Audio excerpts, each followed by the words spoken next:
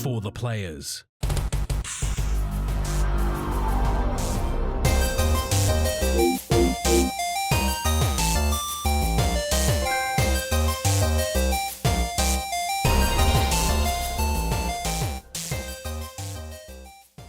I'm Ryan Betson.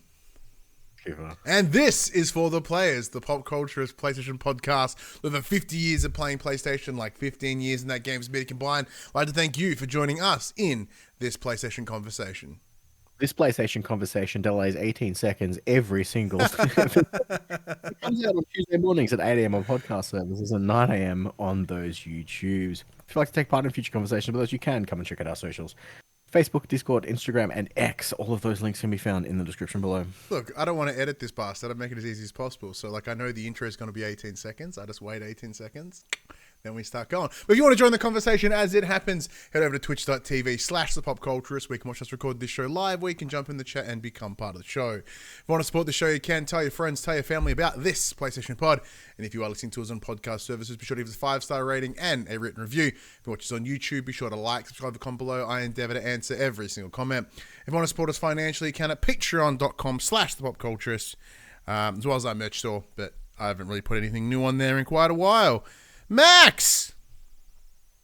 We had a week off. Did you? Yeah, we had. Yeah, we didn't, yeah.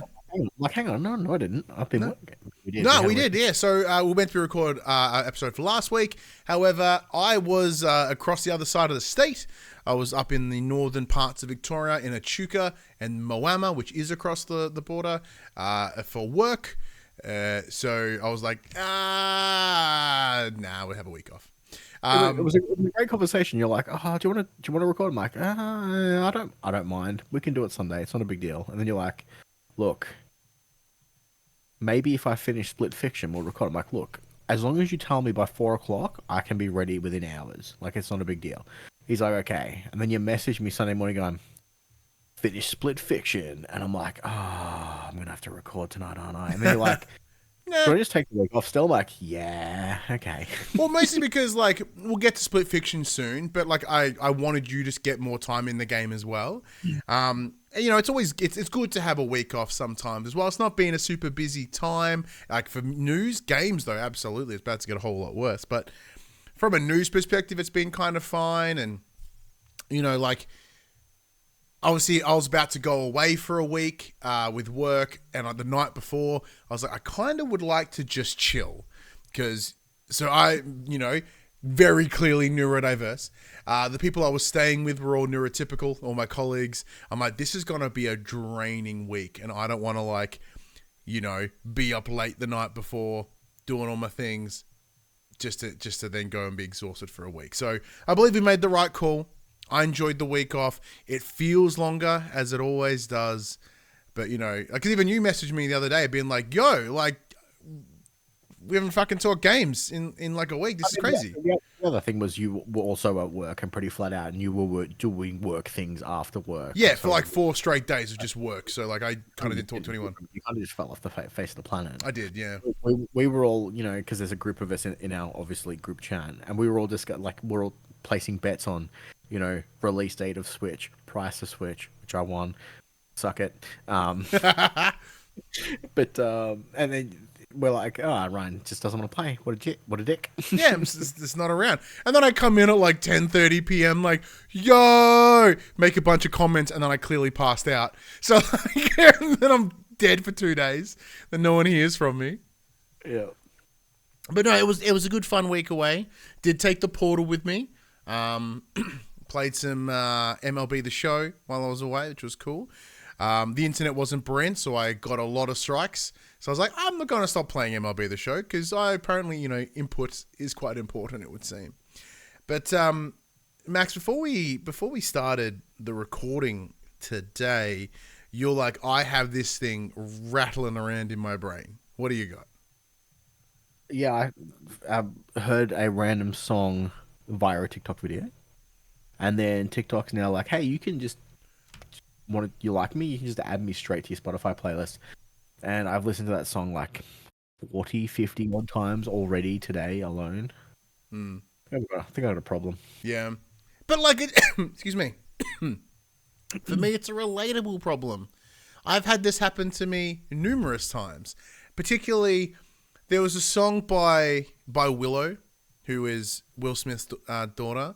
She did a song called "Wait a Minute," and then it was a really quite slow song. It's like fine, but then it got TikTok did, and it got like up pitched and sped up.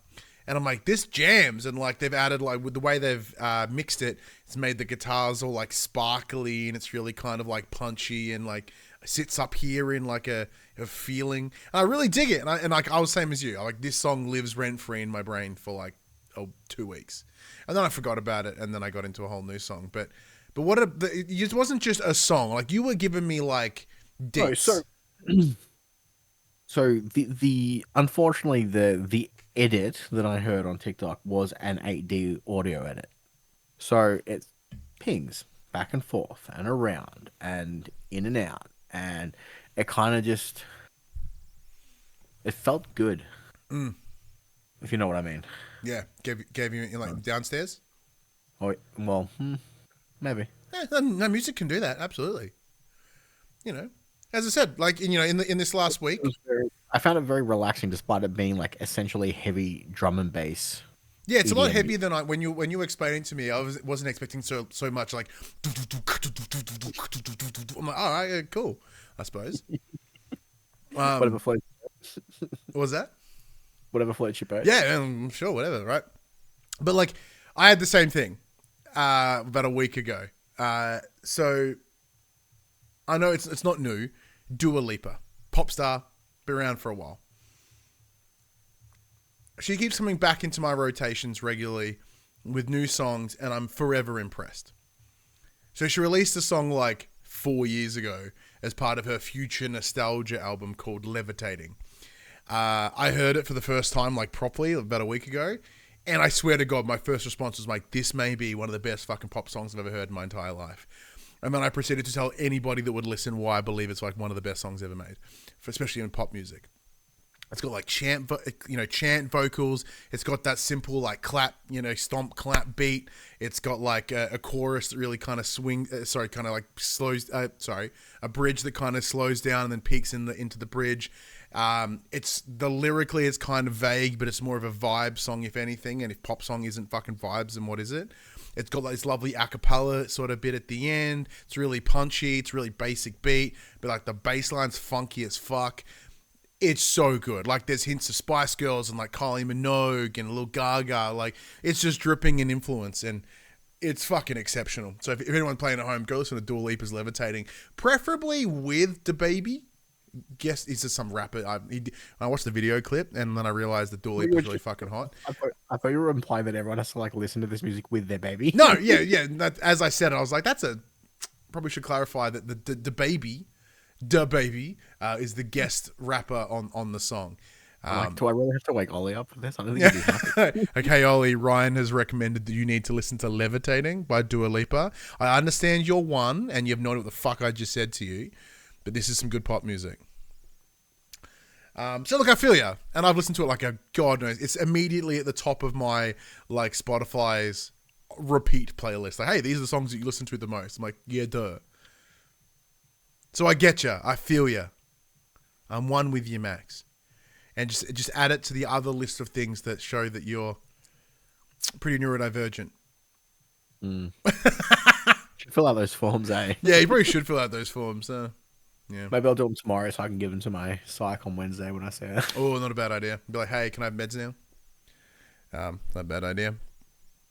But outside of that, like, yeah, I don't think really much went down over the last 2 weeks. Switch 2 happened. Do you want to touch on that? FromSoft announced Bloodborne 2 on the Switch. But not really? Yeah. Switch 2, but not really? So tell, like, I didn't watch it because admittedly I'm not super keen on the Switch, but I didn't expect like an hour and a half fucking presentation. Oh, wow. So I sat down at work to watch it and I'm like, motherfucker, it's been an hour and a half. So you very quickly had to like rush to get your shit done. I have to like haul ass. I was in off their first game, which was Mario Kart World. Yeah, that's the one thing that might get me. I'm like, hello, Forza Horizon Mario Kart? Yes, please. I did watch that trailer because I'm like, what racetracks have they got? Any new karts? And there looks to be a bunch of new things, Yeah. which is cool. And then they're like, hey, like, June 5th, get ready. I'm like, what? It's really close. Okay. 2 months. That's fine. Yep. Other than that, yeah, not Like much 2 has been months happening. is normally like under a game circumstance. 2 months is rad. Like, oh, it's, from essentially like release trailer to release, 2 months. Fuck yeah. For a console that's $700, kind of need more than 8 weeks to save if you were going to. Like, it's fucking rich, and that's presuming you were up at 3 a.m. and got your pre-order in. Well, Nintendo's like, oh, pre-orders will start on the 9th, and then EB Games like, right now. Yeah, that's just for the US and their tariffs. Like, we're fucking boo. Like, we're good here in Oz. We got no time for tariffs. It's crazy. But what's this Bloodborne that's not Bloodborne? I haven't watched it. So essentially, it's a PvE VP game. PvE VP. Okay, yeah. Yeah. So, yeah, and it was very Bloodborne aesthetic. Like they were talking Like about that middle-aged, gothic that sort of old English Gothic, steampunkish. Mm-hmm. They were talking about hunters and the moon, and there was some touching and feeling of hands and arms. hot. And I'm like, oh my god, this is Bloodborne 2. These motherfuckers have put it on Switch. But like, why? Like, it kind of adds more questions, if anything. So if it is a spiritual successor to Bloodborne, why the fuck is there not a Bloodborne 2? Like, my presumption was it was always, FromSoft that were like, we don't want to touch it. But I mean, Bloodborne is Sony's IP, and obviously this is also FromSoft's IP. Mm-hmm. They're self-publishing it in Japan, so Nintendo are just paying for that exclusivity. It's my understanding is now that Nintendo can somewhat compete, they're going to try and steal everyone else's ball. Yeah, look, and as Mute in the chat points out, and this was something I was about to jump onto, was that Sony owns the rights, and that's absolutely true. They own the rights to Bloodborne, so it's not going to go anywhere else. But why are they like? My theory was that Sony aren't dumb, and they'd be like, we need a sequel to Bloodborne. But FromSoft, like, we've got other shit to do, and like they won't do without their blessing. In the same way that we would assume that rumored. Yeah, and then like Housemarque did the Demon Souls remake, sorry. So like, why Bluepoint? My apologies, thank you. Bluepoint did the remake. Dark Souls would be fucking wild, though. Yeah, it'd be fucked, wouldn't it?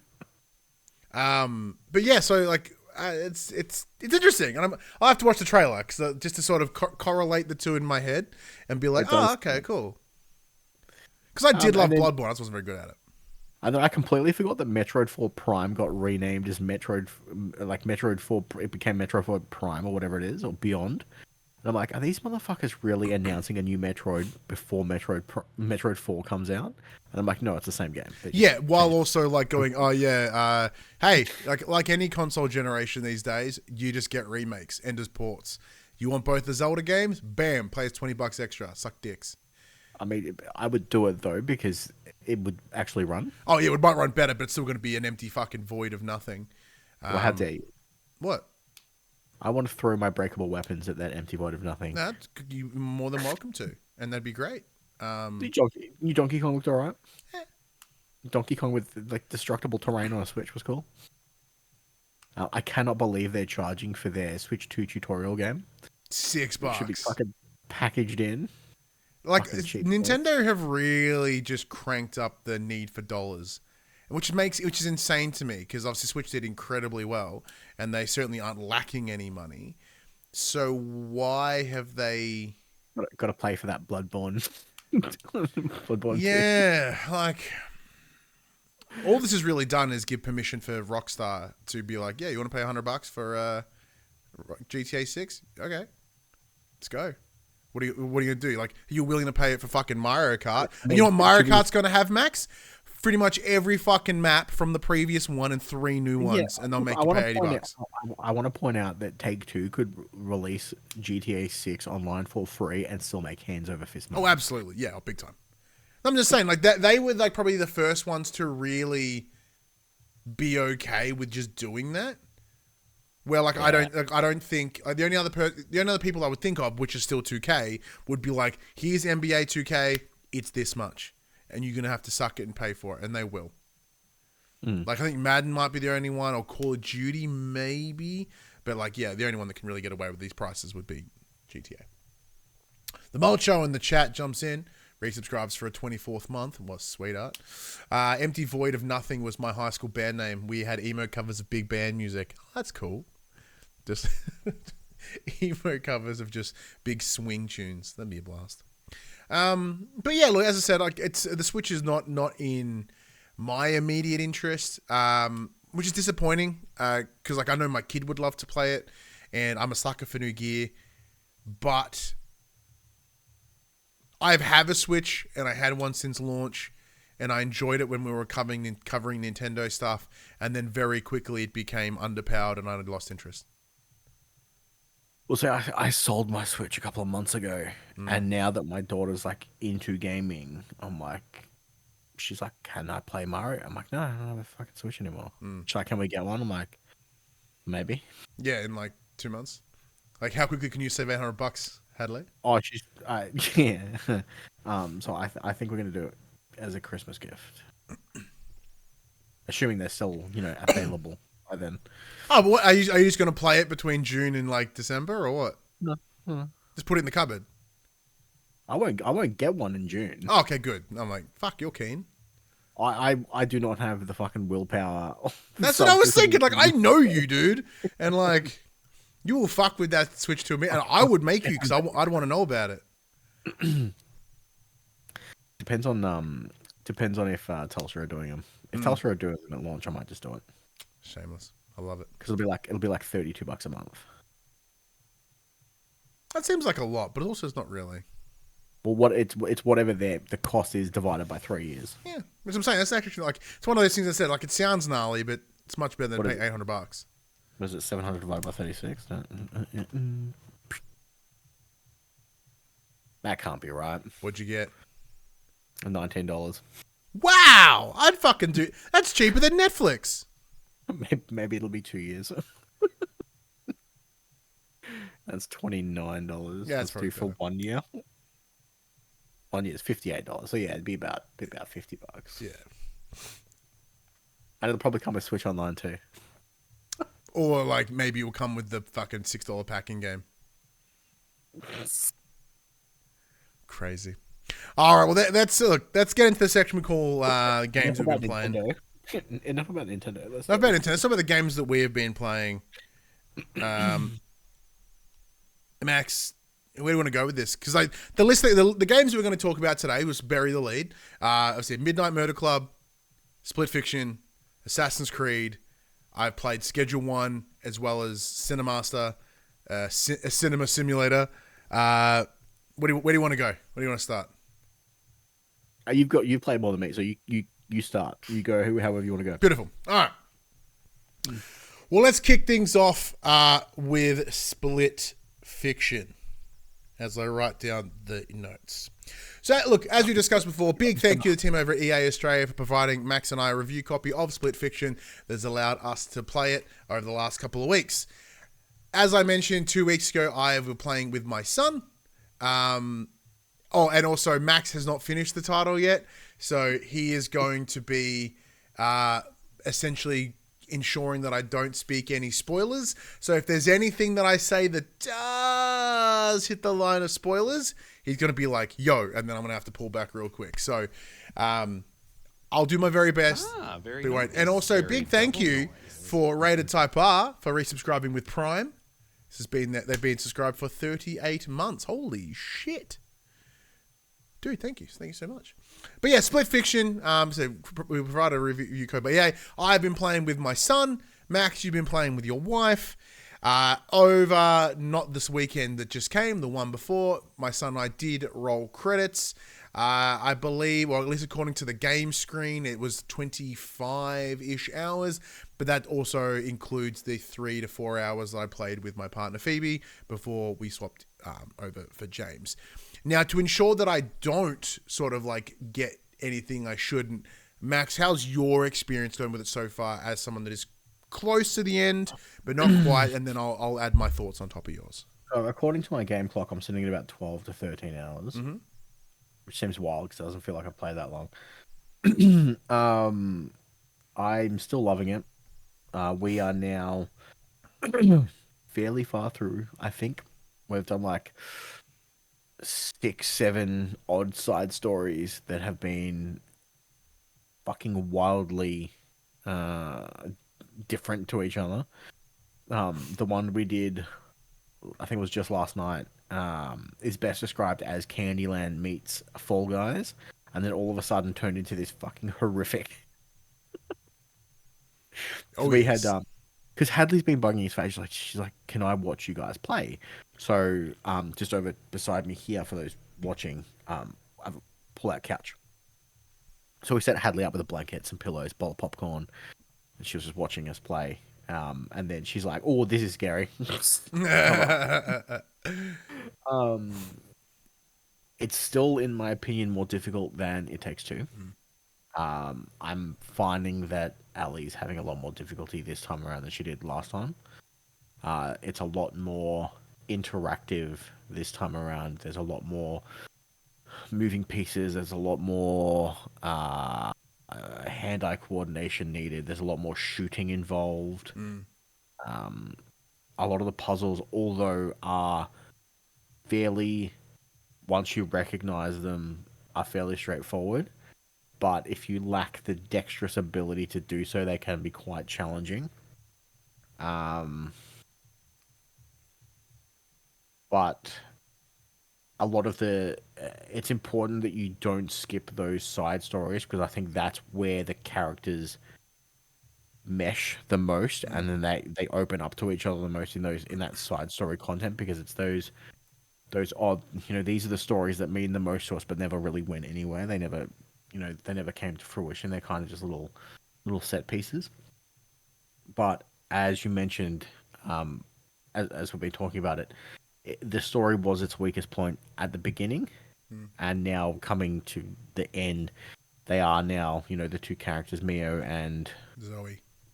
Zoe, they're forming those bonds. They're getting to know each other. They're understanding why their writing's the way it is, how their stories are evolving, why things are happening the way they are, and they're becoming, that it's not as forced as it originally felt. So that's good. Yeah, look, to bounce off a lot of what you said there. So, but yeah, 2 weeks ago when I gave my initial impressions of two Split Fiction, I have changed a lot of my thoughts. So one of the things I highlighted was I felt that both the characters were quite shallow, and I didn't feel that their relationship was very sort of like conducive towards the game. Like I didn't find it very intriguing or very engaging. Pardon me. But my original belief was that decision was made to demonstrate like the dichotomy between the two, in that, Mio is super like brash and harsh and sort of standoffish, one end of the spectrum, where Zoe was, really polite and really kind and sort of on the other end of said spectrum. As you play along, you start to realize that both of these individuals are that way because of experiences that they've had, and they are both fronting in a lot of ways. They are both masking. So as we proceed, as we play along the game, and we start seeing, we start breaking down those masks, and they become more open to share with one another and engage a lot more emotionally outside of just experiencing these interactive worlds together. That's where the game really altered for me. So much so that there's a story beat later on that like had me like weeping on the couch a little bit, just because there were some beats that were really, really like quite emotionally intense. Was it the octopus? Octopus. Yes. Yes. The cephalopod. Yes. The That was jet one. ski. That was one of them. I picked up what that mission was about early on, and I was like, Mm. "Oh no!" So as a Mm. result, like I had this like unease in me for the rest of that mission, like knowing when that beat was gonna come. I had a feeling of where it was going, and like it's gonna hit me when it gets there. Yeah, it got me. But I'm assuming it's going to do the same at the end of the level that I'm up to, where you discover about was it Zoe's sister Mm-hmm. as Yep. as Yep. we're raising Yeah, our things. that was brutal. Mm. Just saying. But yeah, so like that was really intriguing, and I liked, and I'm very glad to be eating my words on what I said about the my first experience with the title. By extension, though, the villain sucks. Like there is nothing to him that is like it is interesting or intriguing or that shows any of his motivations outside of, ooh, I have a machine that does things and I'm a bad guy, bad businessman. And it's just, He's Bobby Kotick. huh? He's just Bobby Kotick. Yeah, he's just representative of like tech and AI bros. That's kind of what they're going for, and I get it. But once again, like with him being the key, like granted, outside of the motivations of to get out of said alternate realities, the motivation should be to stop that guy, and that doesn't exist.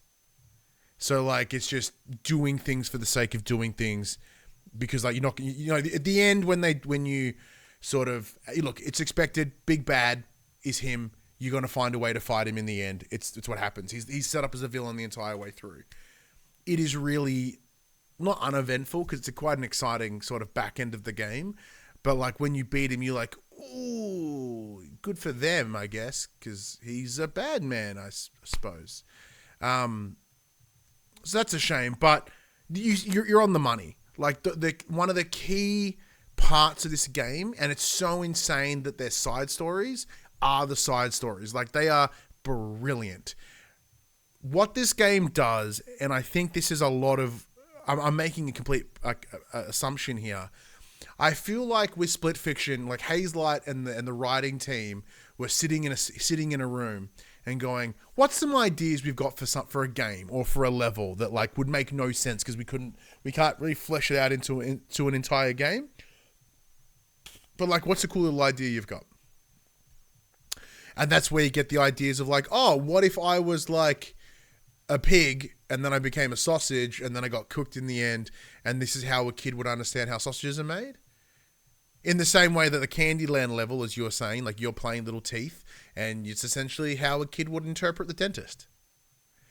So like those similes, like all those little analogies for those experiences was really, really cool to experience it that way. And as the characters are explaining a lot of it while you're traveling through said side story, it does really flesh out and build on the characters and makes a really engaging experience for that.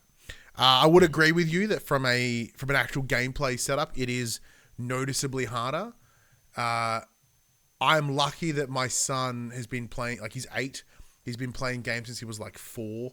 So he has the dexterity to back it up. Now, there were times where we did have to, stick it out for a little while at one puzzle, or we would swap controllers. Because, he may have been allocated a tougher puzzle as Mio, where I was given the easier option as Zoe. So we switched so I can get that done. Then we would switch back.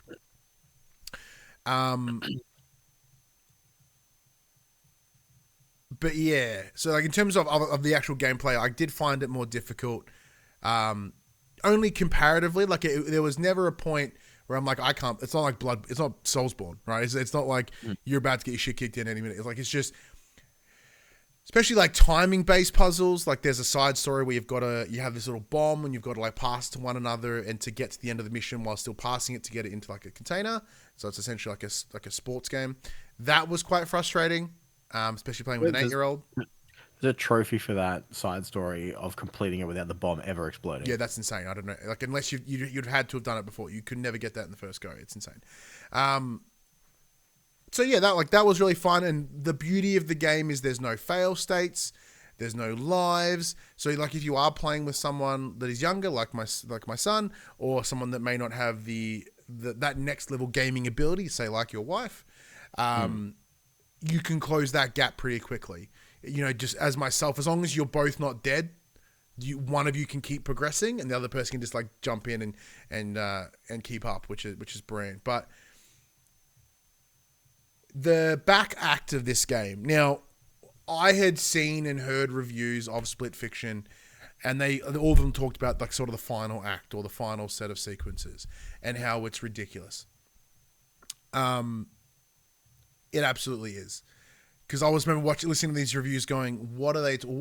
whatever they're talking about cannot be as miraculous or as insane as a concept than what they're saying. I can't see it. I don't see it happening.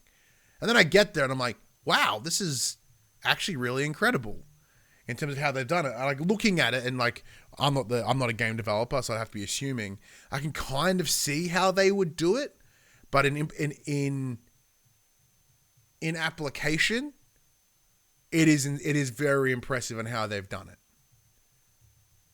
Think like Ratchet and Clank Rift Apart, Max, but cranked up an extra level. I think I've been spoiled for this. I think I know what you're talking about. Yeah. So for those playing at home, we're not going to spoil on it, but there are moments where I'm like, how are they doing this? This is utterly insane, but a really cool and unique experience. I thought it was fantastic. Overall, like I talked about last week, about my overall thoughts of Split Fiction being like, it's fine. I like it. I can't see where the scores are coming from. No, I can absolutely see where the scores are coming from. It is no doubt going to be a Game of the Year consideration. Even from a technical standpoint, I think that will see a lot of its larger impact. But will it be good Game of the Year? I don't know. I think it will get a lot of, like, obviously it's critical reception for those that are in the games industry. I think what's the one that's more dev related? DICE Awards? It'll sweep the DICE Awards unless something amazing happens towards later in the year. But did you and James do the laser hole secret level? No, because I forgot about it. And there's no way he would have done it. Like, he would have been insane. He's like, there's no way. No chance. No fucking chance. But look, from where I am sitting, I cannot recommend Split Fiction hard enough. Is that it's difficult enough to be enticing for someone like you and myself, Max, who are more seasoned gamers, who have, played the ins and outs of everything and just know how to read a level. But it's also built in such a way that supports those that are new. And when you buy one and you get a free copy to go to your mate, well, essentially they still have to play with you. And considering the fact that you play in split screen the entire time, regardless of whether you're doing couch co-op or not, you can physically like, this is what you're looking at, this is what you need to do. I can see your screen, I can help you. Yep. We can work this out together type thing. It's a very fantastic way to play, learn, and teach video games. Absolutely. And yeah, with that, because they, as part of the latter story beats, like they are quite emotionally intense. They are quite adult. And being able to have that conversation with my son to be like, well, this is what this means and this is the impact of that and blah, blah, blah. And like that was, a difficult conversation, but it was fun to be able to once again use the art form of media of games as a media delivery system, I guess. Fucking what I'm looking for. It's a great way for me to have those conversations with my son. So, a big thank you once again to team over at EA, and to team at Hazelight. Man, you guys nailed it. Like it's kind of insane that they have gone back to back brilliant games. Like No Way Out was pretty sweet, but they have certainly like improved on every step along the way. It's fantastic. Max, what about yourself? What's the game that you've spent some time with this week? Oh, Assassin's Creed has taken over my life. Yeah. Last time I spoke about it, I think I said I was about 1 to 2 hours in. Yeah, well, I've not touched it at all since. So I'm now about like 15 to 18 hours in. Oh. I feel like I have done nothing. Story-wise, I've done very little. So what I like to do in Assassin's Creed games is I think I explained this last week, I kind of go and explore the map. I don't give a shit that they're level locked. I'll go in. I'll sneak. I'll play that assassin role. I'll go hit all the assassin towers, all the synchronization towers, because you can use them as fast travel points. Eventually, the game does allow you to purchase using in-game gold fast travel points to all the cities. Mm-hmm. I haven't done that yet because I don't have any gold. And I've just been exploring, and the game kind of rewards you for. I have so much legendary gear from just finding random legendary chests out in the wild. It's great. My gear's awesome. So it uses a gear level system like the last few Assassin's Creed games does. And I have just done enough of the story to unlock. I found myself a blacksmith who will come to my hideout and like work with me because he has also been wronged by the people who have wronged me, and we're all going to band together and fuck up those who. Now that's what wronged the because that sounds like you're playing a lot more Nawe, yeah. I've only played Nawe so Ooh, far. Interesting. I've only played Nawe. And so I can now scrap all my old pieces of gear that I'm not using, and I can upgrade my gear to the level that I am, meaning I can do more damage with them and all of that stuff. The combat is tight in this game. It is more fun than I have memory of an Assassin's Creed game. I think maybe Odyssey, which would make sense because Odyssey is also Ubi Montreal. And I'm just getting lost in the world. Like there's just so much to go and look at. Just the various shrines. One of the like the collectibles of the side content that you can do is you can go and draw animals for XP. So I've been going and doing those. It's essentially like taking like the snapshots of of critters. Everything you do rewards you with XP or gear or some form of reward, so you never ever feel like you've wasted your time by going and checking out that question mark on your map or anything like that. Doing like the castle raids and you know, beating the samurais in the castles to go and claim their loot and you know, free the prisoners, and they've done such a fantastic job in just the moment-to-moment gameplay. I don't feel as overwhelmed as I feel like I should be when you open the mission page and it's like, you've got 15 people to hunt down. Here's all their submissions. Here's these people you can go. And don't dare open the map because you're about to get blinded with little markers. Here's some shit over here that you can look at. Here's some people over here that you can look at, because every person you meet will have their own story to tell and how they're going to help your cause. And then obviously you've also got I completely just lost his name. The other character you play as, Yasuke. Yasuke, yeah. He's got his own tree of people to deal with and all of his stuff, and it is a bit daunting. So I'm just going around playing, doing my own thing, slaying people out, and I've barely touched the surface of the story. Essentially, there's a group of, I want to say about 10 to 12 people. I've killed 2 of them so far. You do it in very quick succession at the start of the game. They're kind of like the tutorial areas. And then it's like, here, you can build a base. I'm like, ooh, base building. That is not my forte. I'm like, I'll build I did enjoy that in Valhalla, though. I'm like, I'll build the things that I need to build that will benefit me, but like, they're like, oh, if you move it a bit closer, it'll be connected to the main building. I'm like, I don't want this connected to the main building. It doesn't make sense. Why the fuck would I have a forge connected to my main building? And then I realized that I put it way too far away and I have to actually get on my horse to ride over to the fucking forge. Sorry, yeah, I might have to fix that. But it's just been so much fun. It really has been. I think I can understand how this has reached the player count that it has. I think this kind of is a return to form that Ubisoft needed, especially for like their tentpole franchise of Assassin's Creed. It makes me want to say, just don't do the yearly Assassin's Creed. Just wait until Ubi Montreal is ready for the next one. Well, we discussed this at, I believe it was after Odyssey. It may not have been you, but it may have been with Josh. I think it was Origins that took the break. Yeah, there was a break into Origins, and then there was a break again at some point. And I was like, yeah, why aren't they just doing this more often. And then Valhalla, and then like, guess what? We're going to release a stack of them. And then thankfully there was still a gap between Valhalla and Shadows. Now, Max, do you think that I'm using this word because it's a fun word to say, your predilection to Japanese culture works in your favor, like works in the favor of making it a better game? It is definitely probably, because it was one of the things that immediately turns me off when I boot it up. So it was probably making me, if it was in an area that was probably less, I cared less about, I would probably be golden pathing it.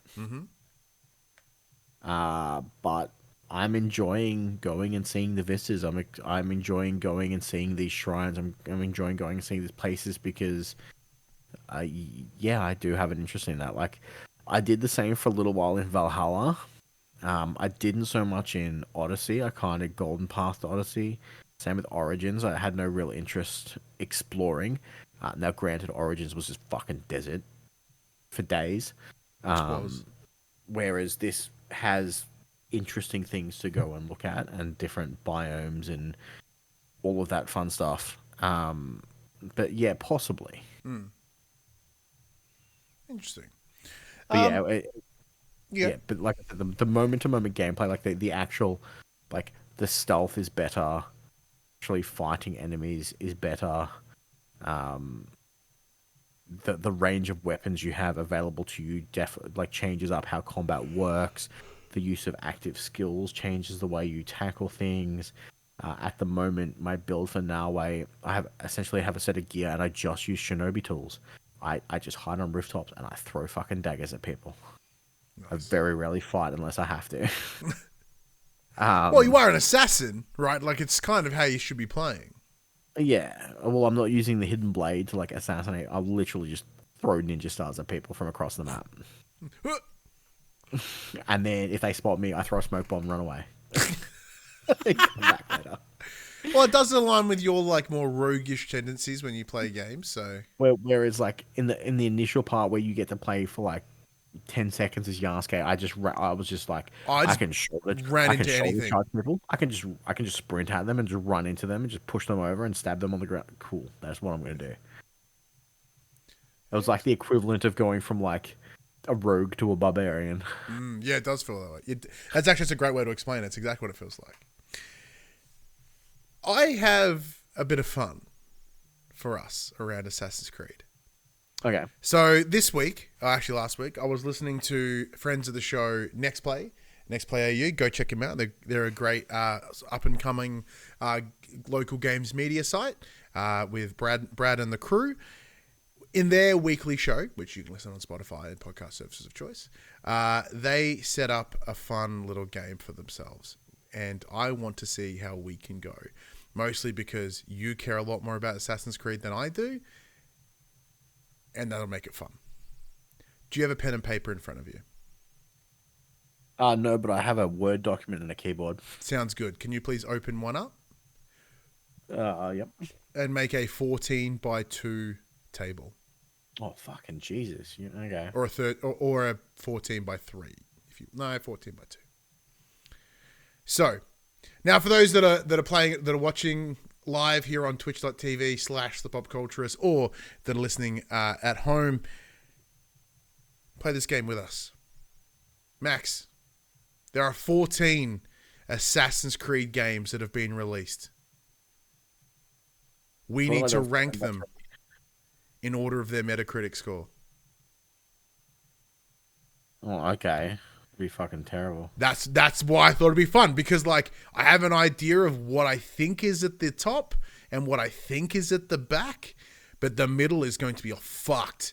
And I thought this is where like your knowledge would come in at play, and I could sort of like try take some objectiveness from it, try remember. So, Mute in the chat asks, you counted the handhelds, right? No, I am not. Max, I will send you the list. Okay. In case you need it. But the list of games are as follows.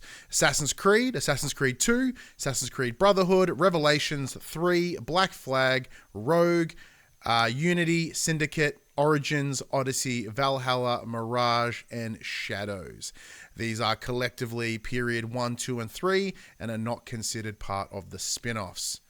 So Max, let's talk it out. Let's see how this goes. Now, my immediate assumption would be that something like Unity or Syndicate were kind of towards the back.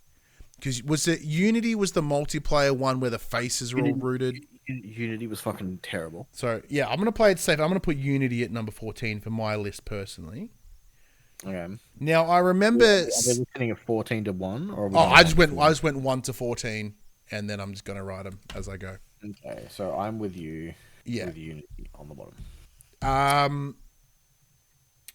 Now, have you played many, if not all of these? I haven't played Revelations. Okay. I haven't played Rogue. Mm-hmm. And that's it. Okay, cool. There's two of them that I haven't played. All right. Well, let's change your plans. Let's go from first release till last, because then it kind of forces us just to kind of act impulsively and go, I think it's a 7. You're right. The original Assassin's Creed. Now, I remember this game doing well and being fine. I personally didn't really sing to it as much as I think 2 was certainly better. So I would put 2 in probably like the top 3. But the original Assassin's Creed, I'm gonna put at like 5 or 6. Where would you put it, and why?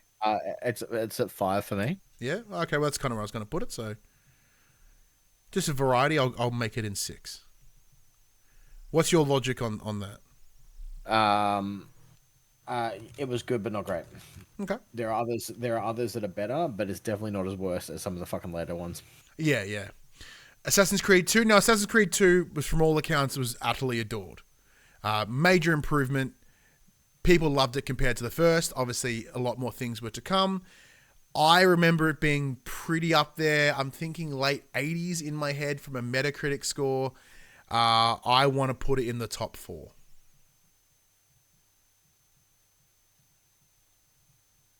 You know what?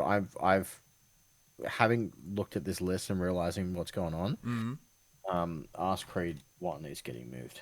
Where is it now? It's now 6, 7, 8, 9. No, wow, big drop. Okay. All right, well, I'm going to put Assassin's Creed 2 in the top 3. I'm going to put it 3rd. Where would you put AC2 on your list, Max? AC2 is number 2. Hey, okay. Your reasoning?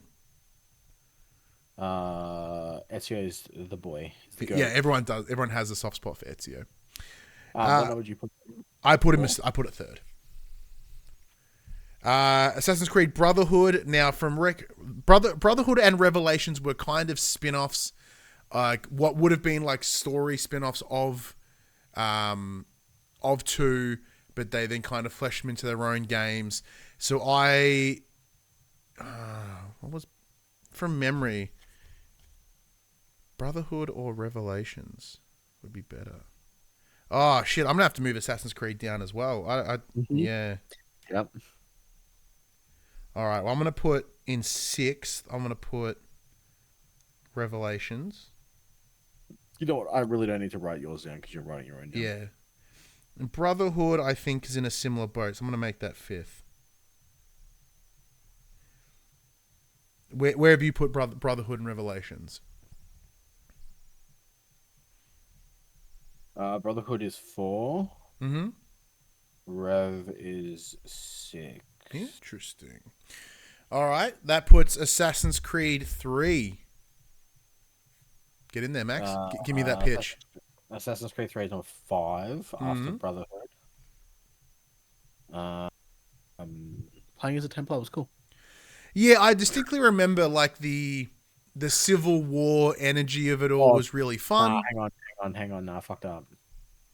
Revelations and Ask Creed 3 are both being moved down a slot to 6 and 7. Because my boy Black Flag's better than 3 in Revelations. Shit.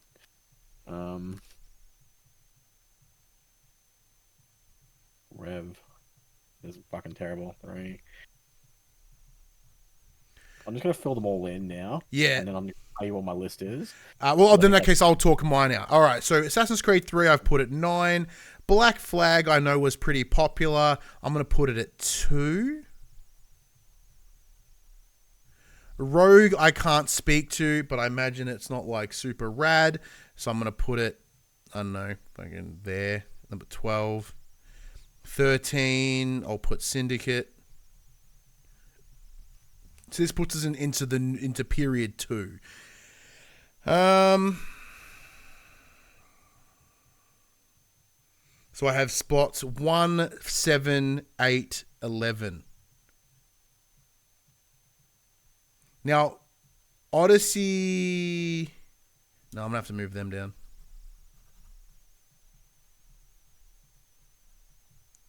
Brotherhood is now 6. Revelations is now 8.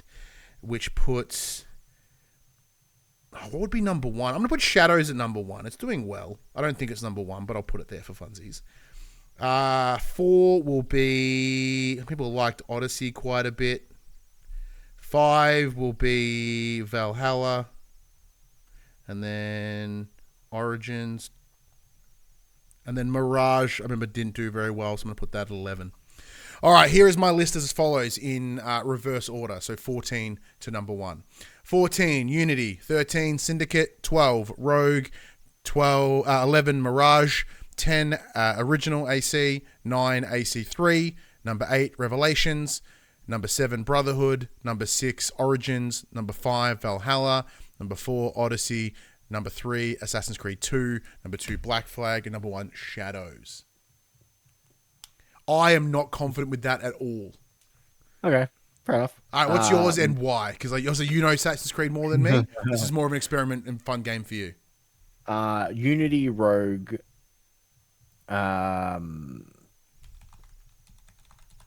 Syndicate, Mirage, Revelations 1, Valhalla, Origins 3, Black Flag, Brotherhood, Assassin's Creed 2, Shadows, Odyssey. Nice. All right.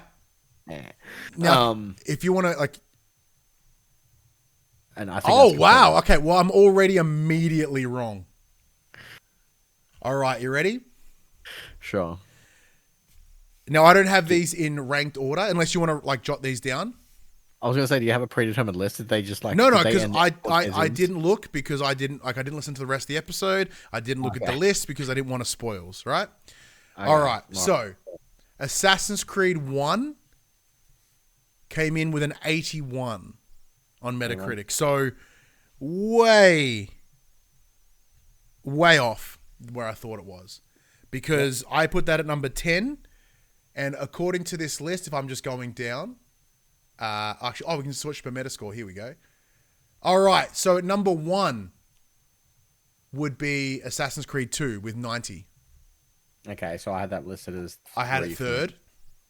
Number 2 was Assassin's Creed Brotherhood with 89. I had that at 7, so that was wrong. Yeah. Assassin's Creed 4 Black Flag, however, at number 3 with 88. Nice. Tick on that bad boy. Hello. Got that wrong. Number 4 was Assassin's Creed 3 with 84. That's way higher than I expected. Odyssey comes in at 5th with 83. Yep. Assassin's Creed 1 comes in at 6 with 81. Yep. But is also tied with Assassin's Creed Origins at 81. Yep. And Assassin's Creed Shadows at 81. Mm-hmm. Assassin's Creed Revelations 80. Mm-hmm. Assassin's Creed Valhalla 80. Yep. Syndicate 76. Mirage 76. And I'm apparently going to keep rolling, I suppose. Oh, there's Ezio collection. Oh my God, it's below like the collections and shit. Unity 72. But Rogue also with a 72. And then it got remastered to PS4 and lost the point. Yeah, so my 14, 13, 12 were like spot on. Yeah. Mine were a little jerked around, but I got one. And then I would argue that my 10 was correct as well because it had the same score. So I got about half right. Beautiful. Like, look, so for me, I got one. The reason I like this as an idea is because like even when I booted up Assassin's Creed Shadows and it showed me that opening cinematic, and it's like, this looks like Marvel. And then I realized that these are all games are the fucking same. And judging by how densely packed their Metacritic scores are, these games are all the same. But it was a fun experiment nonetheless. Did you learn a little bit more about Assassin's Creed in your thought process? I learned that 2's a lot more popular than I thought it was. Me too. I mean, I knew it was popular, but for it to take 1 and 2, I essentially, didn't realize and there'd be so many we with all similar knew that, scores, identical and we scores. all knew that fucking Unity was universally hated and it's a piece of shit. That's pretty bad. When I had to go to the second page of like Assassin's Creed in Metacritic to get the last 3, I'm like, it's not very well. It's not done very well. But look, that was a fun little idea. I hope you enjoyed it at home. It was, like I said, it was something. I thought, why not? Steal a good idea from another show. Why not? Support. So I'll stick to my thematic gameplay of Japanese games. Oh yeah. I went back and played the raid, the Tales of Io for Ghost of Tsushima with some friends. So about a month ago, Ghost of Tsushima was on sale, and we convinced one of our mates to buy it. We're like, hey, come play the raid with us. It's really fun. You'll love it. We'll level you up. We'll gear you up. We'll do it. So it's 3 parts to the raid. Part 1 is like combat and puzzles. Part 2 is combat puzzles. Part 3 is just the final boss. Mm-hmm. Part 1 took us 45 minutes. Nice. Sweet, love it. Part 2 took us 2 hours and 45 minutes and was the biggest fucking chuckle fest I've ever had in my life. My ribs hurt by the end of it because we were fucking pissing ourselves laughing so much. And the final part 3 took us 9 minutes. So not well spread out. So what killed us the most in part 2? So similar to when you're playing the multiplayer missions, if you've played them, you get different elements that you have to that will allow you to see invisible platforms, and only your color, so be it blue, green, or orange, you can only see your own platform. Mm-hmm. So, but once you've taken those symbols, you can only hold one. So it's for a group of 4. So 3 people have these symbols, and 1 person can see what the symbols are. But we can create the platforms by jumping into the empty space of where it is. Okay. So we have to rely on the 1 person to be like, hey, moon's up next. Then it's sun. Then it's lightning. Then it's sun. Then it's sun, and so on and so forth. So our shot caller was Dick. We had Cass as our shot caller. Oh, okay, that makes sense. So basically, he would tell us all in one go, and we just had to fucking remember it. So if we died, he's like, "I've already told you what it is." Does he understand the benefit is that you fucking get it done? There were so many times because we wanted to just get through it, we would make dumb mistakes. So, for instance, in the first part, to start forming the platforms, 2 people have to shoot their spiritual bows and hit a target. So we'd all sprint from the respawn point. We'd fucking whip out our bows as quickly as possible, try and quick scope the thing, and then we'd just start running whether we hit it or not. We'd be like, there's 4 of us, only 2 need to hit. 2 people will definitely hit it. And then no one hits it, and one of us just fucking jumps over into the deck because there's no fucking ledge there. And then we're back to the start, and we're doing it again. Okay, I can see how that would be very fun. Yeah. 2 hours of just fucking non-stop chuckling, pissing ourselves laughing. Hilarious. Now, 3 of us had done the raid before. Like, we knew what we were doing, and we were teaching the 4th. And, like, it was so funny. So, my role, I played the character class of the Ronin, who is essentially the healer. By the end of it, I had, like, 70-something revives. Because my ultimate ability is if anyone is down, I can just revive them from wherever they are. So that was my job. I literally just had to hold my super essentially until they all inevitably failed, and then I'd bring everyone back to life. It was the game is so much fun. If you haven't played Tales of EO, I strongly suggest finding a group of people to do it with. If you don't have a group of people to do it with, I can provide you 3 absolute chuckle fucks to come and do it with. I'll come and do it with you. Hit me up. I love it so much. I'll do it. I would love to try and like convince you and Padge and Joel to come and do it with me, and we'll stream it one night. Well, I've not done, like, would I have to do all the other shit to do it? Yeah, you kind of do, because you have to be gear level 100. Oh, lame. Then I'm out. Like I've never touched Shadows at all. Like, you've got to level up a little bit. Not Shadows. What was the fucking Ghost of Tsushima raid? Rivals. Rivals, thank you. It's so much fun, though. Yeah. Look, I'm with you. And look, in the same way that, like, you would... It's Legends, not Legends, Rivals. thank you. Look, in the same way that you would like to pull me over there to, you know, mess about in that, I would like to pull you to a game that I played the last couple of days and that I've had a similar, like, chuckle fest. It is called Schedule 1. So this game is like out of the blue, just gone off. It's the new hotness. It is at its core drug dealer simulator with a more cartoonish art style, very reminiscent of was it Squanch Games that did, was it Trevor Saves Universe, that High VR game? Was that? They did High on Life as well. They did High on Life, but High on Life had its like it's more looks like the other one. The other one. So like you're weirdly proportioned, you're all kind of lanky and tubey, this big honking head, and you can customize how you look. So you can make. So I've been playing with Craig, good friend of the show, Mullet Show. He made this guy who's just wearing pants. I think he has shoes on, shirt off, nips out, balding, stoned to the eyeballs, green. Just a little smirk on his face. It's fantastic. I just made me because I thought that'd be funny. It takes all of the things that I loved, because you remember back in the day, Max, when I really fell in love with Drug Dealer Simulator and I was playing it like twice a day, every day.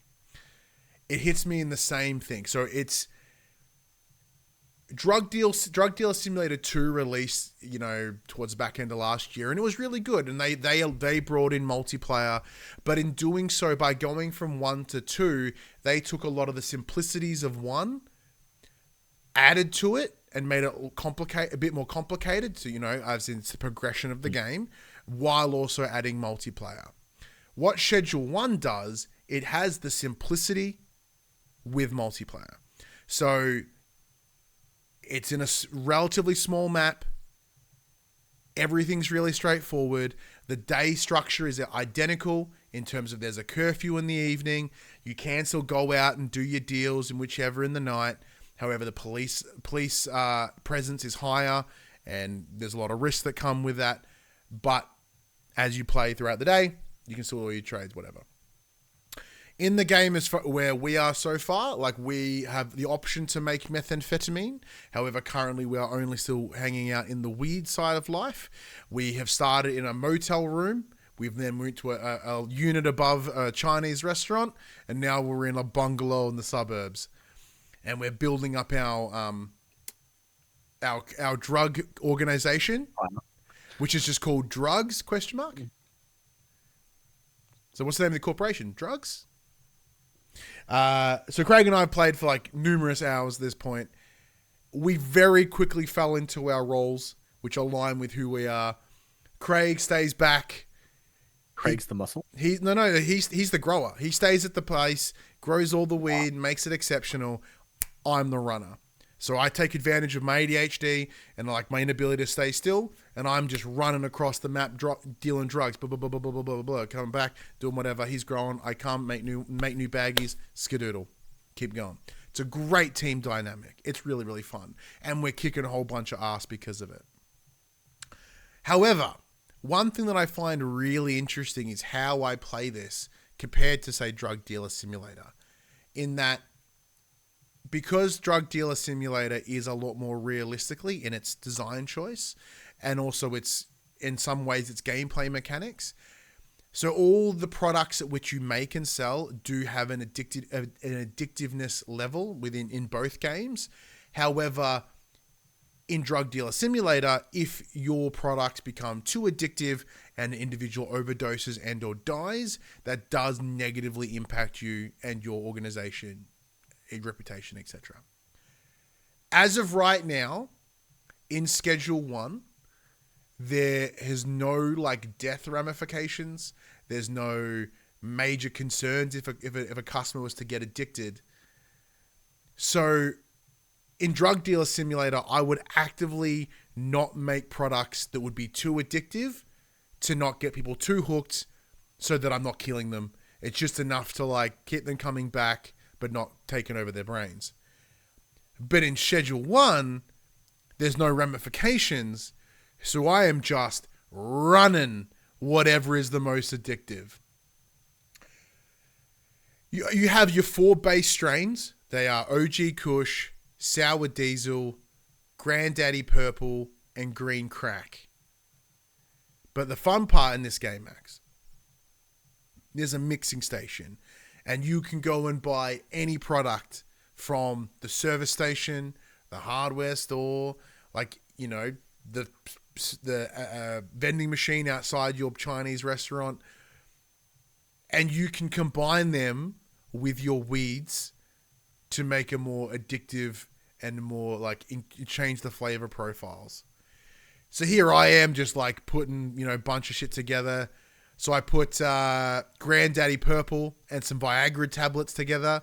We made this new strain called Granddaddy Boner, and it has an addictiveness of like 85%. Like, sweet.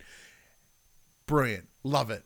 Then I got Sour Diesel, and I mixed it with Viagra as well, because we had a lot of Viagra.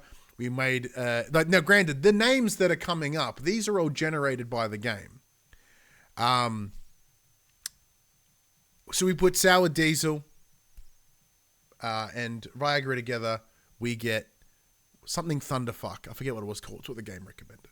And then we got one, we put like a donut and OG Kush together, like a Red Bull and a Green Crack. And like it just makes a whole bunch of interesting combinations. And of course, they all have the different value. Sorry, I say flavor profiles. There's something better way to explain it.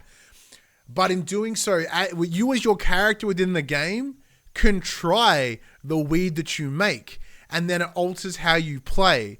So if you had one that's like cut with Red Bull, you are pinging, and like your mouse sensitivity jacks, you move faster, and everything like vibrates, and you just fucking move around.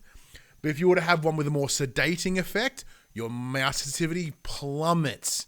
Everything is slow. All the sound effects have this weird echo to them, and everything gets so. And there's one where like a trait is slippery, and it just removes your grip. So like you can be walking, and like, you know, if you press W to walk, you let go, your character stops, but they keep going. It's like all these little details that are just kind of fun.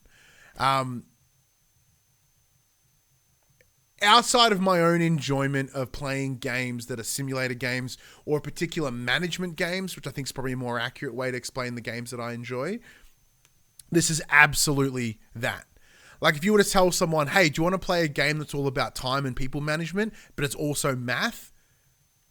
I'd be like, no, you fucking kidding? Why would I want to play that? If you're like, you want to play a game where you're a drug dealer and you got to like rate your own weed and then ship it and, you know, do all. I'm like, yeah, fuck yeah, absolutely I do. So is there any, having not played, is there any downside? Like, can you get jacked by rival dealers? As of yet, I've not seen any rival dealers. Police will jack you up though. As I say, are they popo? Will they come in and steal your product? Will they confiscate it? They're absolutely popo. They will not break into your safe houses, but they will chase you to your safe house and they will stay out the front and for quite a while. But if you, like, they can frisk you at any point, and you can conceal things within your inventory. It's like a little mini game in and of itself, but it's quite quick. And like, say if you have a bar of 8 things, like the police will kind of like scan across it left and right. And as they cross it, you can click on it, which will obscure it or conceal it. But if you have like 4 baggies in a row, you're not going to be fast enough to get all 4 of them. So you aren't going to get pinged. So you kind of makes you consider how much you carry, how you spread out your inventory. but yeah, they will find you if they see you deal. You're immediately suspicious. There is a reputation with your customer base. I haven't seen a large reputation with, say, law enforcement. You do require laundering setups because you have a maximum deposit limit per week, per in-game week. So you'll need somewhere to like process all your cash. So those sort of larger ramifications, I guess. But compared to, say, Drug Dealer Simulator, which is intentionally a bit more of a simulated experience, this is like that really low level, entry level management, that like slice of life, cozy kind of setup, but within a drug dealing space. I think it's absolutely fun. I love it a long time. But by extension, I think we talked about this before. I like simulator games because they allow me to experience a job or a side of the world that I would never experience in my lifetime. Drug dealing is absolutely that. I would never be a drug dealer in my entire life. But the idea of doing it for a game, hilarious.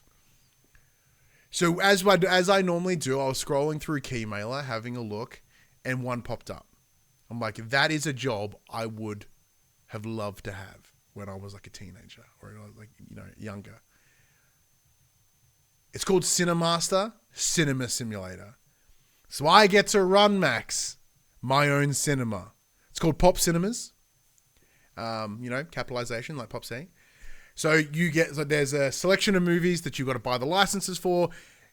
You can then run them, but you don't want to run too many sessions. People won't get in. Then you've got to run a candy bar. You've got to also do all the little idiosyncrasies that would become with running a cinema. On a much simpler level, obviously.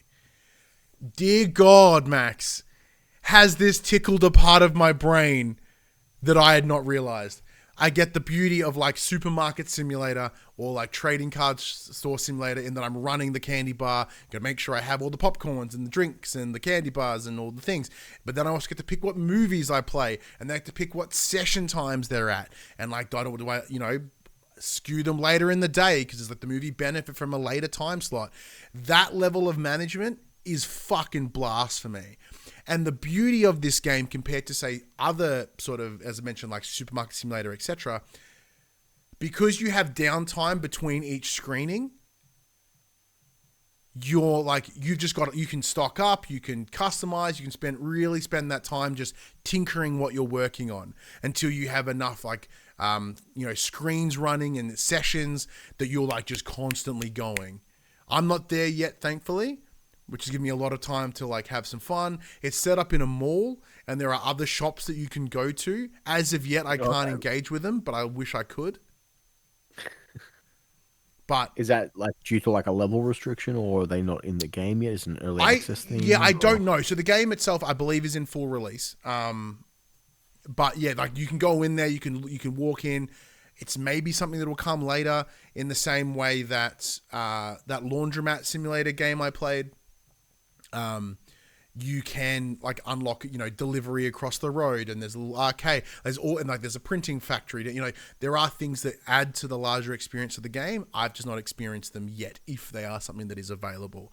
But in what I have played and the movies that I can pick and the candy bar, like I'm having a fucking blast, which I knew exactly I would. Hence why I asked for the review code. So yeah, quick touch on that. I'll probably have more to say because I'm feeling I'm going to keep coming back to it. I know we're like over an hour into the show. Assassin's Creed game did take up a bunch of time. But there is one more game I want to discuss before we jump into the news. Luckily, it's a quiet news week. And that is Midnight Murder Club. So Midnight Murder Club is a second-party exclusive, with a console exclusive, with PlayStation, is also on PC. This was a game that presented itself in a showcase and State of Play earlier in the year. The idea is it's essentially Spotlight Tiggy in a mansion with guns. It's a blast. So the idea is like you have your gun, a rifle, or a handgun, I should say, and a torch, and you just hunt each other down in this mansion. We were kindly provided a review code to the early access version. You've not been able to jump into it at all, Max? I haven't been able to find. No, none of my too many Assassin's Creeds. Oh, well, That that and too. trying to wrangle people to come and play, despite the fact that like Split Fiction, if one person owns it, anyone can all Yep. your friends can download a free version of the game and join your lobby and play with you. But Couldn't get yeah, them. everyone's got a life apparently. Bastards. But Yeah, similar to Split Fiction, it is a game that I've been playing with my son, which is really bizarre. Um, you've but been enjoying shooting him in the dark. yeah, it's been really really fun. So we've done it a couple different ways. We've played it here at my place, and we're playing with my mate Craig, and then we've also played at his house and to where I am. He has that he lives with his mum. Um, as a gameplay experience, it's a really cool concept in that the idea of running around a giant mansion in the dark with just a torch, and therefore it does add this sense of unease as you're moving around this mansion. And because it is quite expansive and there's doors everywhere, there's stairs, there's hallway, like it's just constantly sending you in different directions, you can very quickly get lost in the space. Like visual markers that you would normally look for aren't really there because you've got your torch. Most things are obscured. And because like most rooms have like multiple ways to enter them, I tried to sit down and actually draw out a map, and it got hard really quick because each like rooms are all different scales, there's all these different doors. I'm like, holy shit, how do I know where I am at any given time? Well, how do you know if it's generally procedurally generated as you're going through that? I don't believe it is, but I can't say it isn't. Pardon me, because there are some things that are still always in the same place, but like now that I think about it, like I remember that being somewhere else. But I mean, they could be anchor points. Like that doesn't Absolutely necessarily true. mean that Yeah, like everyone else there's a cemetery, and that's always kind of in the same spot. But how they move it, you could be absolutely correct. And because there's that constant tension of not being able to see where you're going, know where you are, anytime you see a torchlight or you hear a noise, because in a similar vein to what was that game on Pete? Was it Contraband or whichever? Was it Contraband? Maybe I'll tell you when you give me. It was that game where it's a space game. It was a 4-player. Lethal Company was the name I'm thinking of, where it's got proximity chat as well. So that's another fun part of the game. Is as you're walking around, you'd be like yo, and like lure people to you. And because we spend a lot of time playing with bots, because it's just my son and I want him to have like a fun time. The bots will also throw you like hello or and like oh shit, so it kind of adds a little bit of extra fun. In terms of the game itself, in this early access form, there are five modes which you can play. There is free for all, team deathmatch. It's essentially like a trophy hunt, where the idea is that there is a skull piece. It is separated into 3 pieces, and there are 3 rounds, and there are small safes littered throughout the level at random. And at the end of each round, you can deposit your skull, whether it be a single piece, 2-piece, or a 3-piece, into a vault. But each of the saves, there are level 1, 2, and 3 saves. Many of them don't open up until that corresponding round. So like you might find fuck all number 1s, but you'll find a lot of 2s and even more 3s. So it kind of allows, like if you're having a rough start at the front, you can really bum rush it. But even then, you can only hold one full completed skull at any given time, and it's all about dollar value. So that's a $4,000 value. 2 pieces, $2,500. 1 piece is $1,000. And because you can only like really hold one at any given time, the most you're gonna get, unless you're like drop it in the vault, run off to the safe, grab another one, throw it in the short amount of time the vaults are accessible. Yep. There is. What was the other one? There is one that's kind of like a card-based mode. So the idea is that you go in, you select a couple of cards, you go in to play around, you come out, you select. It's kind of like that deck building-y sort of experience. So you kind of go in with different boons and different buffs, etc. To move to the next space. What was the other one? That's called the wild cards mode. Yeah, it's the wild cards mode. So yeah, so free for all, team deathmatch, essentially trophy hunt, wild card, and what's the other one? Fuck. I don't know. But either way, I spent more time playing Team Deathmatch because obviously my son and I could team up. We'd have a lot of fun just taking out things. I hope there's more coming because the game is very bare bones. Like, there are the 5 modes. There are... Yeah, there's free-for-all, Thief in the Night, Team Deathmatch, and Headhunters. Yes, Headhunters. Thief in the Night is the trophy hunt. The other one, Headhunters, is the one that you were mentioning, but I forget what the rules were. So they've got the 5 modes, and but you end up finding 2 that grab your attention. I think this game needs some more to it. You are randomly allocated playable characters in the game, which is a positive, that there is nothing to differentiate yourself from any other character. So there's no asshole running around as Oddjob because you can't shoot him. No. All the characters are the same. The little trinkets you can get come from little slot machines, and even then they're randomly allocated at the beginning of the match, and then you go to it and it'll be like, hey, this one has a bulletproof vest and a night vision potion. And you have that, you can only really use it the once, and then once it's been pulled, you can no longer pull it. I believe so anyway. I've never been able to go back, but surface level really fun, has great potential. The novelty alone is really cool, and you would hope that would be enough to pull people into it. But I'm not hearing anything about Midnight Murder Club. No one.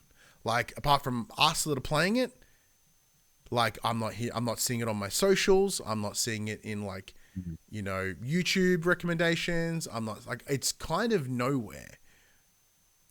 And it's kind of a bummer.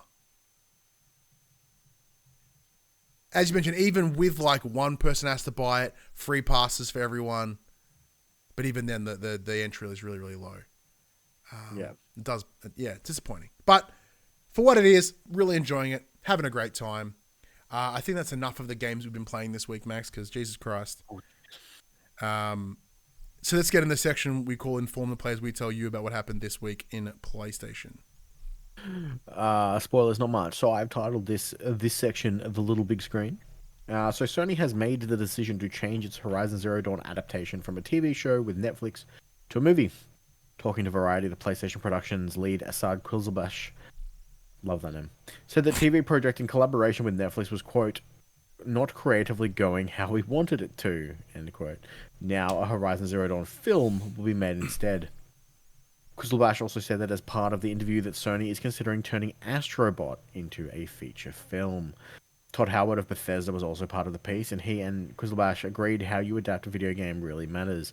While Sony hasn't found success with the TV adaptation of Horizon Zero Dawn, Bethesda very much did with its Fallout series on Amazon. Quote, originally a lot of people were approaching to do a feature film, and looking at what we wanted to do for this one, that felt too compressed, said Howard. Fallout is such an amazing world, what would we really want to watch in it? Or would like to watch the next story or new stories in that world, as opposed to, again, in this instance, adapting a story we had told and kind of compressing it down for a movie. For this one, we were very much interested in telling new stories, end quote. So this is interesting, because I remember from when they originally did the big announce of hey, Amazon's getting God of War, freaking Peacock is getting Twisted Metal, Netflix is getting Horizon, and it's a movie. And I remember us at the time being that's cool and all, but a series would be way better. Pardon me. And then Netflix dropped it. It went somewhere else, and they're it's a series now. I'm brilliant, fantastic. What an absolute win. Now it's a movie again. I have a feeling they were this is really, this story needs to be spread. But then they realized the financial investment of all the CG for all them robots, and suddenly they're less inclined to want to spend as much cash. You're going to Avatar it. You reckon? Maybe. But Avatar's poos. Yeah, I don't think this is going to be a great movie, to be honest. Yeah, I'm in all honesty. Yeah. So, my only thought process on this is, they've clearly, they couldn't come to terms with the Netflix deal, took it away. It has to be The story of Horizon isn't overly that complicated. End of the world, cool shit happen. Like you play Lego, like try it again. You play Lego Horizon Adventures, you see how easy it is to condense that story into a really simple delivery method. That's not the actual story at which they're telling shouldn't be the issue. It has to be the financial burden of making big fuck off robots. Which does then worry me about Amazon and God of War, of course. Oh, mate, Amazon's got like empty, like their pockets are just so deep. You would think so. That'd be fine. Actually, hang on. Now, so I'm rereading over this now. It mentions Netflix went from a TV show with Netflix to a movie, but like, didn't it change hands somewhere else before? Yeah, it did, but it went back to Netflix, and then the creative director posted some like crazy shit on Twitter, and then he got dropped. That's right. Yeah, they got dropped, and yeah, that's all good though. But Max, you mentioned it a moment ago. Let's jump into that. So Sony could turn its excellent performing franchise Astro Bot into a movie as well in the future, as PlayStation Productions lead Assad Quizzlebash, it is fun to say, has confirmed the company is, quote, absolutely, end quote, considering a film adaptation. Expanding on the suggestion, Quizzlebash explained to Variety how Sony picked up on last year's PS5 entry, earning many awards and building up an audience of enthusiasts. Quote, those are very early indicators for us to want to try and grow the franchise and grow that IP. So we're constantly looking at it. And I would say it's not just sort of awards and nominations that drive that, he explained. Sometimes we have IP that's just got great stories that a creator really wants to adapt it. End quote. Astro Bot's story is not its strong point. While the Astro Bot titles do follow a very basic narrative, the latest being to put back together a PS5 spaceship, the gameplay is very much the focus of the series. However, as the Super Mario Bros. Movie demonstrated in 2023, you do not need to follow an in-depth story to achieve success.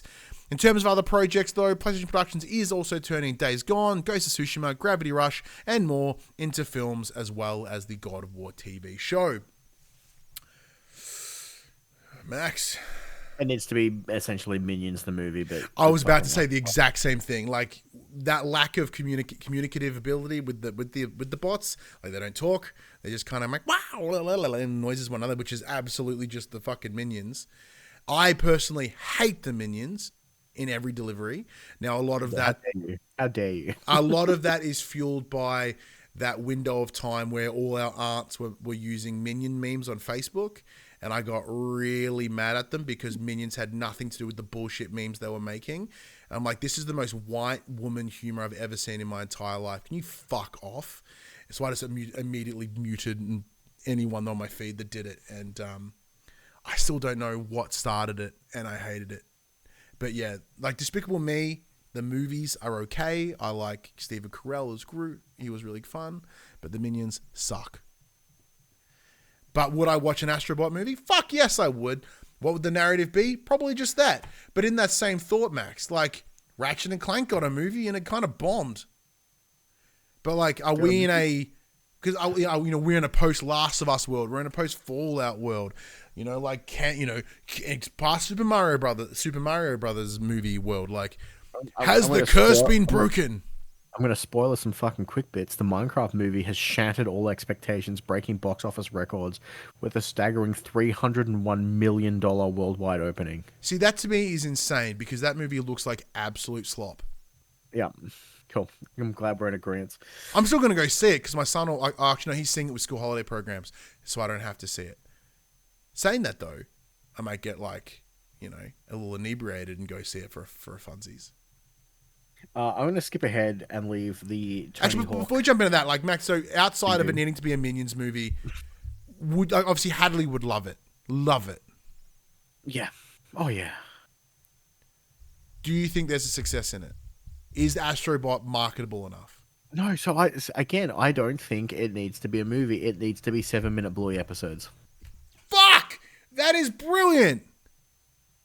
That's the answer. That's what it needs to be. Holy shit.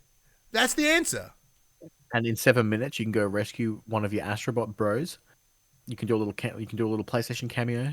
Yeah, each episode is like Yep, that's it. oh. You know, remember like back in the day with like all the Pixar movies, how they would like have those like little short animated shorts at the start? Maybe that's that. Like any Sony movie that gets released, like there's a little Astro Bot sprinkle at the start. Astro Bot's Many Adventures. Try and entice people to go to the cinemas, I suppose.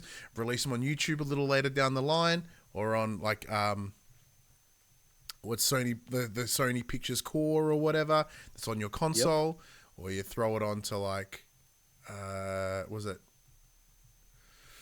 What's the one that Sony own a stake in? Hulu. But Hulu's been butchered to shit in the streaming wars, so it's unlikely. But no, I think you nailed it. It has to be. It has to be. It can't be anything else. There is no reason it should be. Oh, damn it. Yeah. So I'm gonna skip ahead and talk about some Microsoft news for a hot second, purely because I've played and experienced this. Microsoft will literally do anything to not make a game themselves. So Microsoft has made an atrocious AI-powered version of Quake II available to the public. This version of id Software's late 90s classic is unplayable. Well, it's playable, but it's not really. Yeah. The demo is so bad, it's a surprise that it's showcased at all. Quote, this bite-sized demo pulls you into an interactive space inspired by Quake II, where AI crafts immersive visuals and responsive actions on the fly, end quote. That's the official blurb from Xbox. Quote, it's a groundbreaking glimpse at a brand new way of interacting with games, turning cutting-edge research into quick and compelling playable demo, end quote. How's it work? Well, basically, it's using machine learning to translate player inputs into the images you see on your screen, vaguely resulting in a poor impersonation of one of the snappiest shooters ever made. Effectively, the demo has been trained on thousands and thousands of hours of Quake 2 gameplay footage, and it then tries to reproduce that within less than a minute of play. I played it for about 5 minutes because it's generative frames.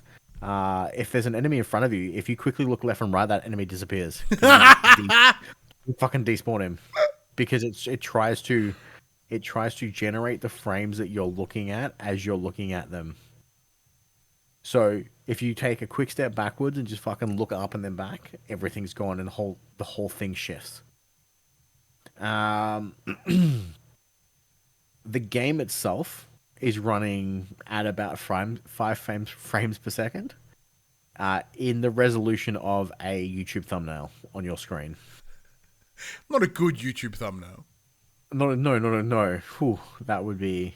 Yeah, this ain't no 1080p, bitch. This is like old school thumbnail. This is like thumbnail on like an old Nokia, you know? It is a hot mess. I played it for like 5 minutes just to like see what the hubbub was, and I cannot believe they're letting people play this. I do love your idea that they'll do anything to not make a game themselves. That's pretty funny.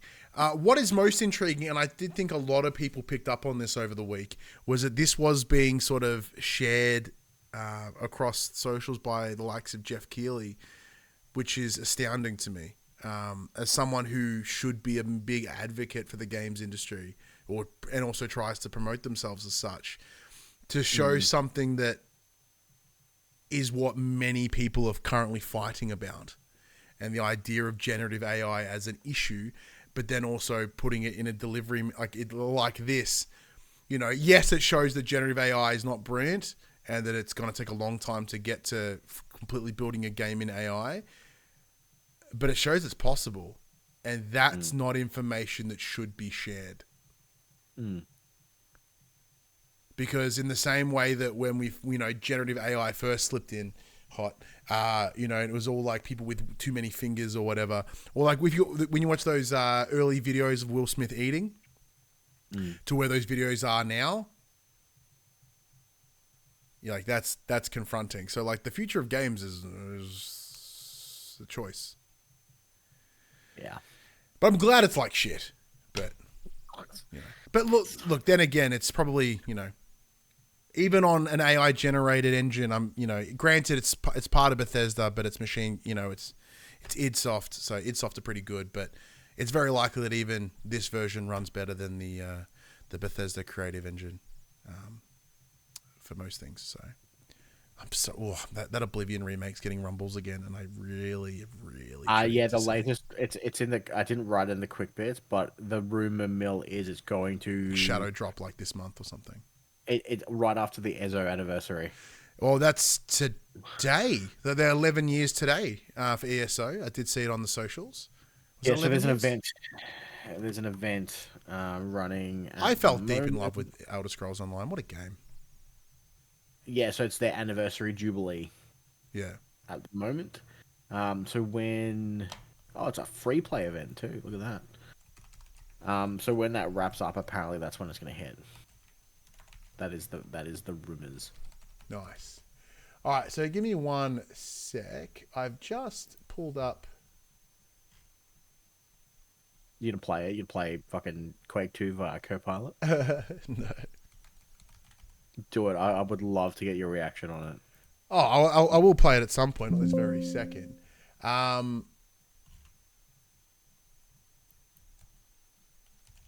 Interesting. Okay, cool.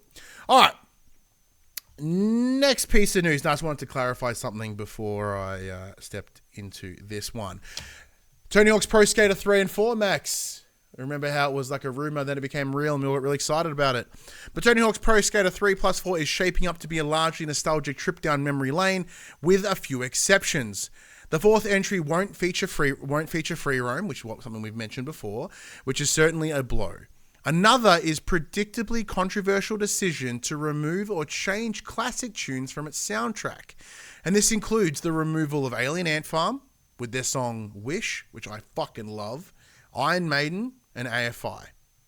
Activision recently released information around the soundtrack in a set of 2 stages, and fans quickly noted a few glaring omissions. And of course, this is thanks to VGC.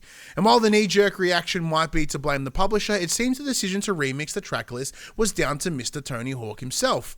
On Instagram, Tony wrote the following, quote, "It was my choice to pick some different songs by the same artist featured in Tony Hawk's Pro Skater 3 plus 4 original soundtrack. I'm having that discovery is half the fun and a big reason that these soundtracks resonated in the first place. So listen and enjoy the ride. More to come, both old and new," end quote. Another wave of songs is yet to be released. We're expecting a third. So we'll withhold any additional pitchforks until we have the complete track list. The skateboard legend has seemingly been very hands-on with the upcoming remastered collection, and apparently the Pro Skater put his foot down, demanding that Activision do whatever was necessary to ensure that troubled Jackass member and CKY member Bam Margera to be included in the game. Now, to touch upon that, Bam Margera's had a very interesting last probably like 10 years. It's not been very good for him. Since the loss of Ryan Dunn, his life has drastically declined with a lot of sort of alcohol and drug abuse. He has been on and off clean. He's been clean this time for quite a window, and is actively, back in the skateboarding scene, and has lost a lot of weight. He's looking really good. So to have him included in the game is absolutely a big win, and it's a great sign for him to come back. And as someone who was a hero of mine in my teen years, to see him ideally be on the better side, there are a lot of things that make me question why he was ever a hero of mine, or and why he hasn't changed in a lot of ways in that time. But to have his brother's band, Jess Margera in the band CKY with return of 96 Quite Bitter Beings for this is a big win. That is a staple song for Tony Hawk's at large. I think it's a cool addition. I do believe that Wish by Alien Ant Farm should be on there. However, for those playing at home, Alien Ant Farm and CKY did do a tour earlier this year, where it was kind of changed midway through because the singer for CKY, Chad I. Ginsberg, straight up punched the singer for Alien Ant Farm in the face in Europe, and they cancelled they kicked him off the tour and swapped it in with Drowning Pool. So maybe it's a circumstance of CKY are on here, you don't get Alien Ant Farm, or vice versa. But I know that, like, I remember this from years ago, Max. Probably, I think it was certainly after 1 and 2 that I remember Jess Margera did make a comment about, we're doing something for, we're in talks for an upcoming Tony Hawk's game. It led rumors to the 3 and 4. I do agree with Tony Hawk on the idea is that Tony Hawk is great for music discoverability. In the same, like, there's a lot of bands like Alien Ant Farm, outside of Smooth Criminal, that I heard here. Even Motorhead, Ace of Spades, I'd never heard that until I played Tony Hawk. Colin, what? That band, Goldfinger. There's a bunch of bands I'd never listened to if it wasn't for Tony Hawk. And the same Rock Band did the same for me as well. So I hope there's more to come. I grew up in a house where my dad was in a band, so I listened to a lot of that music because that's what they used to play. Oh, perfect. So so in that case, where do you sit with this? Because like for me, the soundtrack of Tony Hawk is by far the most nostalgic part of it. Look, yeah, no, for sure it is. It is a shame that some of those tracks will be omitted, but hopefully, I initially just went, it would probably cost a fortune to get those fucking licenses back. They're just swapping it for something different, and that's fine. Whatever. I'll just fucking mute the game and play my Spotify. play that 8D song and just on repeat. No, I'll just play the original soundtrack and just like fucking do my own thing. But that's fine. But yeah, look, it makes sense in terms of like. I'm more happy the fucking game's coming back out. Exactly. I'd much rather play 3 and 4 and, then, as you said, play the soundtrack that I want. But I also love that Tony Hawk is keeping true to the values of the original game, right? He's like, I want there to be some new songs, some old songs, in the same way that they are actively putting new skaters into the game to be like, these are the those of you that were, skating fans back in the day, you know who I am, you know who Bam is, you know who Bucky Lasek, Bob Burnquist, Chad Musker, Rodney Mullen, like all these names, you know who they are. But a lot of us are old. We don't either skate anymore or we can't fucking do it. So like these are the people you should be paying attention to. And I love that. I absolutely love that as a concept. It's absolutely brilliant. Quick bits. As I alluded to before, Minecraft movie smashing at $301 million worldwide opening. Bungie has announced that it is lifting its lid on its next multiplayer title, Marathon, later this week on Saturday. Yeah, there's been some interesting like ARG shit across socials.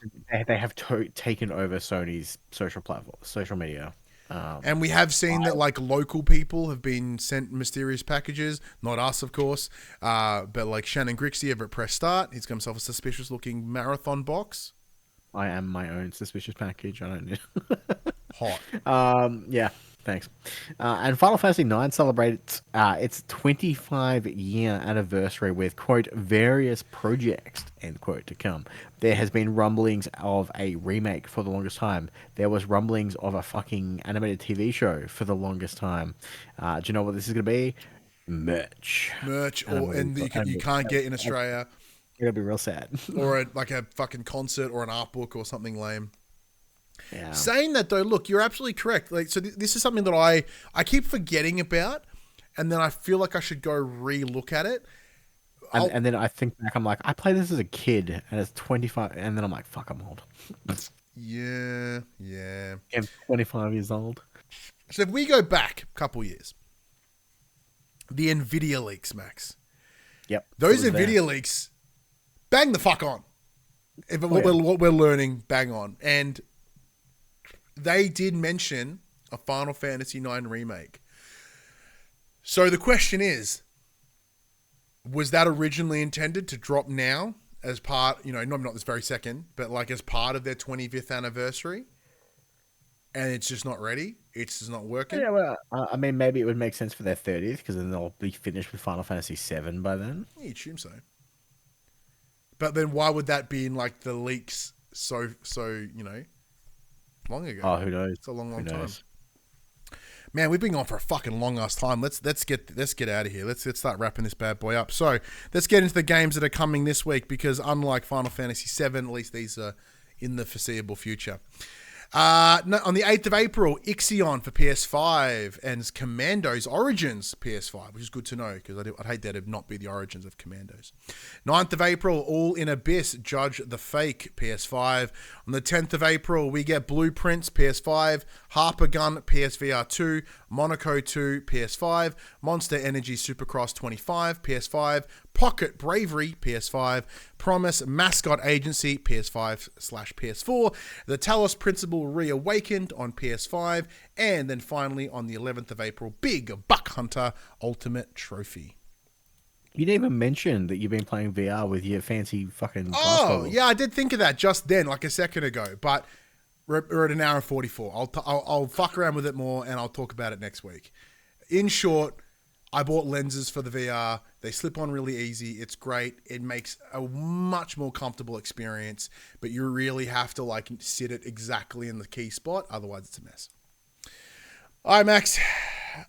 Hey, Josh LaRossa. Now, for those playing at home, Josh was the individual I mentioned a couple of weeks ago who ballsy messaged me on Twitter, and we are actively looking at organizing an episode of More the Players together, and that should be a stack of fun.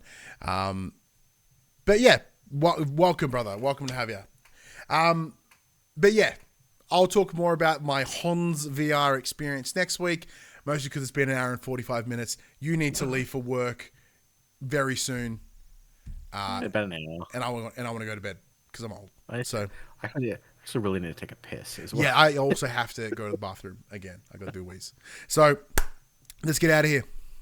All right, everybody. You know the drill. This PlayStation conversation happens every Tuesday morning at 8 a.m. on podcast services, including Apple Podcasts and Spotify, and 9 a.m. on those YouTubes. If you'd like to take part in future conversations with us, you can. Come and check out our socials. They are Discord, Instagram, Twitter, X. There's one more. Facebook. Yep. All those links can be found in the description below. And we also have Blue Sky, but like I've not logged on to Blue Sky. I also have a Blue Ski. I also now have an Instagram because I got sick of my mum sending me fucking Instagram links that I couldn't look at because I don't have Instagram. Yeah. It's the same reason that For the Players has a TikTok account now, because the amount of people that send me TikToks, including you, and it's like, you should have an account. I'm like, I don't want to have a fucking account. Although, to be fair, I tend to not send TikToks unless I can save the video and just send the video to that person so I don't have to download the fucking app. Yeah. Because I respect people's not wanting TikTok. I appreciate it. Thank you. But yes, there are some good TikToks out there, which makes me sad. But like, we want to do some TikTok stuff at some point because it's kind of where the industry is going. I was just going through the other day and then bam, and your dad's in my face. Yeah, so my dad's a celebrant. And he's like, I'm just going to start doing TikToks. I'm like, what? He's done a little podcast as well. Like, it's just funny, all these years after, like, my dad being like, can you stop doing fucking podcasts in my kitchen? Like, I'm trying to do shit on a Tuesday night. And I'm like, cool. And then, like, all these years later, he's like, hey, all those times you did podcasts in my house, can you tell me how to do it? His podcast way more popular than ours. Oh, absolutely. Like, immediately. But yes, of course, big thank you, everyone, for joining us once again, whether it be from the beginning of the show or jumping at the last minute if you are watching us live on Twitch, or taking a little bit of part of your week just to listen to us. We really, really appreciate it. Time is absolute shit for an hour and a half. Absolutely. Like, time is one of the most finite things we have. So you've chosen to spend some of it with us. That's a whole lot of impressive and just absolutely massive. So big thank you. My Ritalin is wearing out. I need to get out of here. But until next week, I'm Ryan Betson. I'm Max Cooper. And that was For the Players.